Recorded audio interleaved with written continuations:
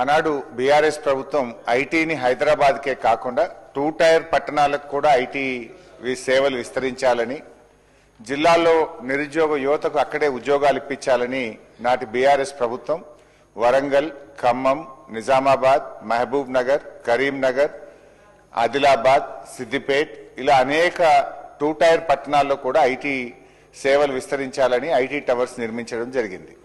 ఆ రోజుల్లో కొన్ని వేలాది మందికి ఆయా జిల్లాల్లో స్థానిక యువతకు స్థానికంగా ఉద్యోగ అవకాశాలు కల్పించే ప్రయత్నం చేశాం. అయితే ఈ ప్రభుత్వం మరి కారణం ఏదైనా అది ఉద్దేశపూర్వకమా, బట్ ఏదైనా కూడా ఆ ఐటీ టవర్స్ ను ఈ ప్రభుత్వం నిర్లక్ష్యం చేస్తూ ఉంది. నిర్లక్ష్యం చేయడం వల్ల గతంలో వచ్చిన కంపెనీలు కొన్ని వెనక్కు వెళ్ళిపోతున్న మాట వాస్తవమా?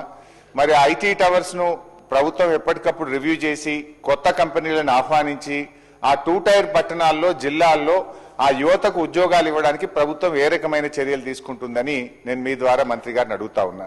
ముఖ్యంగా నా నియోజకవర్గం సిద్దిపేటలో ఉండేటువంటి ఐటీ టవర్లో ఆ రోజు 18 కంపెనీలు పనిచేస్తే ఈ రోజు ఈ ప్రభుత్వం వచ్చిన తర్వాత 7 కంపెనీలు వెళ్ళిపోయి కేవలం 11 కంపెనీలు మాత్రమే పనిచేస్తా ఉన్నాయి.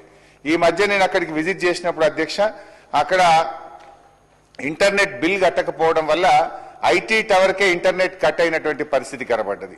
అదేవిధంగా అక్కడ పనిచేసే ఏజెన్సీస్ కు అవుట్సోర్సింగ్ ఏజెన్సీస్ ఏదైతే మెయింటెనెన్స్ వాళ్ళు ఉన్నారో వాళ్ళకి డబ్బులు విడుదల చేయకపోవడం వల్ల ఐటీ టవర్ లో పనిచేసే సెక్యూరిటీ, స్వీపర్స్, లిఫ్ట్ బాయ్స్ వారికి కూడా ఈ 4 నెలల నుంచి ఇప్పటికి కూడా జీతాలు రానటువంటి పరిస్థితి ఉంది అధ్యక్ష.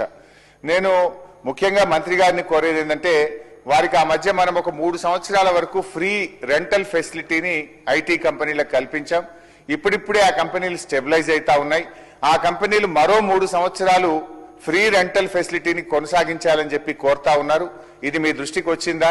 నేను ఒక సిద్దిపేట కోసమే కాదు, ఖమ్మం, వరంగల్, నల్గొండ, మహబూబ్ నగర్, ఆదిలాబాద్ అన్ని పట్టణాల్లో కూడా ఈ 2 టైర్ పట్టణాల్లో ఐటీ కంపెనీలను ప్రోత్సహించడానికి మరో 3 ఏళ్లు ఫ్రీ రెంటల్ ఫెసిలిటీని కొనసాగించాలని, పెండింగ్ బిల్స్ ను క్లియర్ చేయాలని, ఇంటర్నెట్ ఫెసిలిటీని బలోపేతం చేయాలని, మరిన్ని కొత్త కంపెనీలను అక్కడ ఆహ్వానించి మరి అక్కడ స్థానిక యువతకు ఉద్యోగ కల్పన కోసం ప్రభుత్వం కృషి చేయాలని మీ ద్వారా కోరుతున్నాను.